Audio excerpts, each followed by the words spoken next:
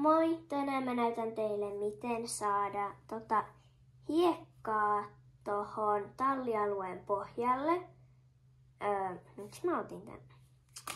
Kuitenkin. Eli mun tallialue sai uudistusta. Nyt se on myös tommosessa laatikossa, että sen saa nyt sängyn alle. Ja silleen, ja nyt me äsken laitettiin siihen hiekkaa. Eli nyt mä näytän, miten voi laittaa sitä. Eli sä tarvit kontaktimuovia, sakset, kaksipuolista teippiä ja oisko hiekkaa. Eli nyt mä leikkaan tästä. Mä en siis laita tätä kokonaan jo silleen. Ja niin mä en nyt tätä koko aluetta laita enkä päädystä päätyyn. Eli ekana me leikataan, tai eka katsotaan paljon halutaan, jos haluttaisiin tänne. Mutta nyt mä haluan vaan tähän asti. Eli sitten mä leikkaan sen näin. Sitten laitetaan tähän, no mulla on nyt tämmönen kansi, niin sitä kaksipuolista teippiä. Tällä voi tehdä näin. Se sitten menee kunnolla. Tätä kontaktimuovia, niin se paperikosa tai se, minkä sä sit otat pois, pitää mennä päälle. Tälleen vaan.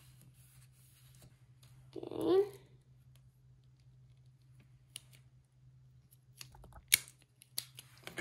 Ja sitten sekin siihen toiseen päälle.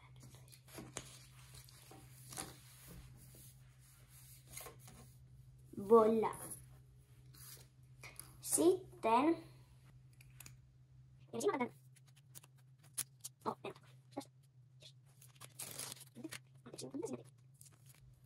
eli sä otat hiekkaa.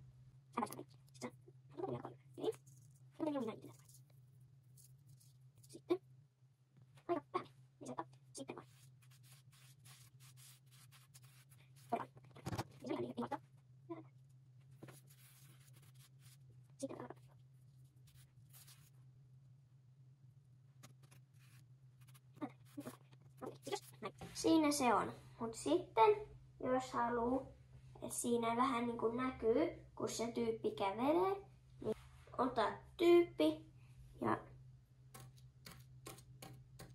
tai näkyy, no ihan sama. Sitten sä voit lisätä sitä.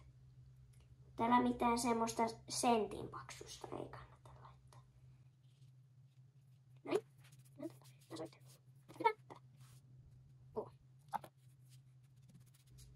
Näin. No, se ei nyt ole hirveän hieno.